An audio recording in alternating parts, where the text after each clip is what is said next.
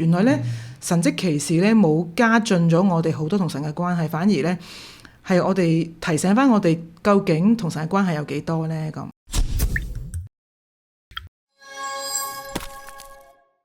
早晨潘全，你好啊，湛英。係啊，咁我哋不知不覺咧，原來已經嚟到呢個40天靈修操練嘅第10日噶咯喎。係啊，咁咧喺呢10日嘅裏邊咧，大家唔知有冇發現啦？我哋近呢幾日嘅默想部分咧，已經變咗係潘傳道幫手寫噶啦。首先啦，有一個問題想問潘傳道嘅就係、為今年嘅40天靈修小冊子寫呢個默想部分嘅時候咧，你係從咩角度去構思嘅咧？其實都冇用一個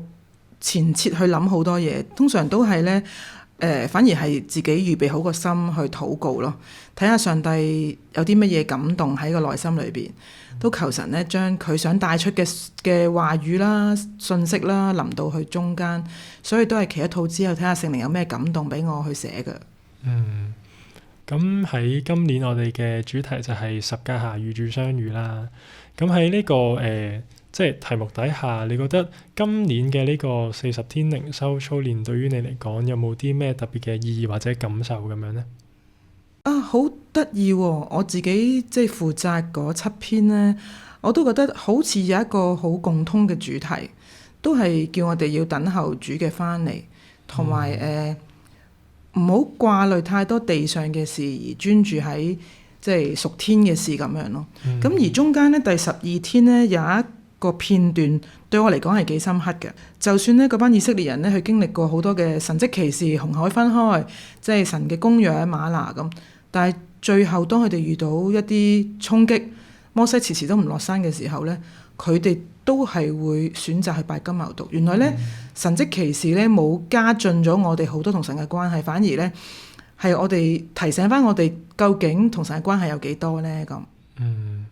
係啦，咁大家去到第12日嘅時候都可以留意下自己有咩感受咧。係啦，咁我自己喺呢幾日嘅靈修裏邊，其實即係都有一個都好深刻，就係其中嘅應該係第9日，咁就講到咧我哋唔好去即係效法者嘅肚腹咁樣啦，即係我哋嗰個 focus 要去返神嗰度，咁就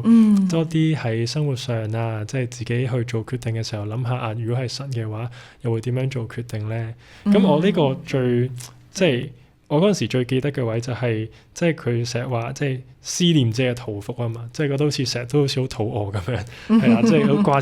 住好想即係自己嘅感受行先咁樣咯，係啦，咁都提醒咗我喺即係日常生活嘅裏邊，好似即係神嘅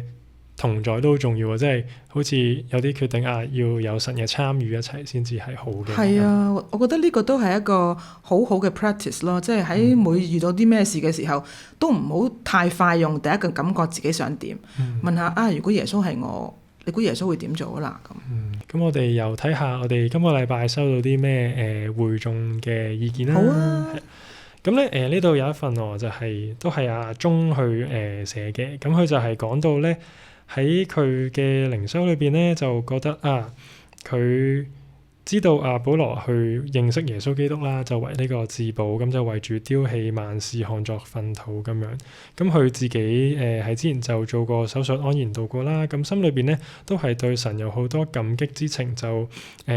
即係好想學保羅啊！即係都去我都去丟棄萬事，咁就為要得着基督咁樣。咁但係咧，佢就覺得如果我丟棄晒我啲興趣，咁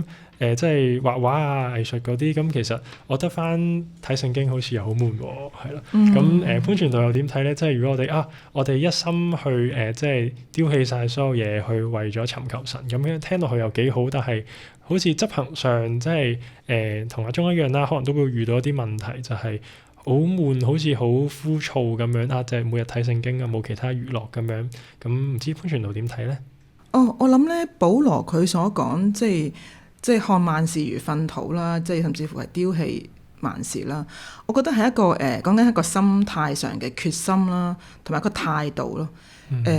即係唔係話叫你而家所有抌低咩都唔好做，淨係做單一咁。我諗唔係咁嘅意思啦，而係即係相比起主嘅時候，其他嘢就比下去咯。並唔係話即係你嗰啲興趣，我覺得每個人都有自己嘅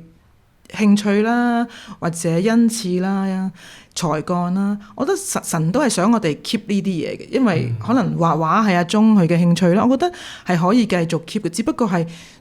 如果畫畫同上帝去相比嘅時候，呢啲嘢就應該唔可以超越上帝咁嘅意思咯，係啦。咁我覺得點樣去反而係用畫畫去榮耀神呢？用畫畫將神介入喺其中呢？當你畫嘅時候，你有冇諗起神啊？有冇問下耶穌啊？你覺得點樣畫係好啊？嗱，咁即係將畫畫成為只不過係一個媒介、一個平台，去建立你同上帝嘅關係，我覺得係更加重要。即係我哋都喺唔同嘅生活或者興趣裏邊都有融入咗神喺中間，係一齊去做咁樣。係啦，所謂嘅丟棄萬事，唔係叫你咩都唔抌低晒，而係話即係相比起主嗰啲嘢係唔重要，同埋你點樣將萬事都將主融入喺其中咯，我自己覺得係。咁我哋即係今個禮拜嘅重點都好明顯，就係我哋即係生活裏邊都要去多啲擺個焦點喺個神嗰度啦，即係擺翻神嘅身上邊。咁就即係雖然我哋即係世上有好多嘅娛樂啦，或者好多唔同嘅去令我哋分神，咁但係即係喺我哋靈修裏邊都提醒我哋，即係我哋都係要即係仰望翻去神嗰度嘅。好好帶耶穌喺你嘅生活裏邊咯。咁我哋就下個星期再見大家啦。好啦，拜拜。拜拜。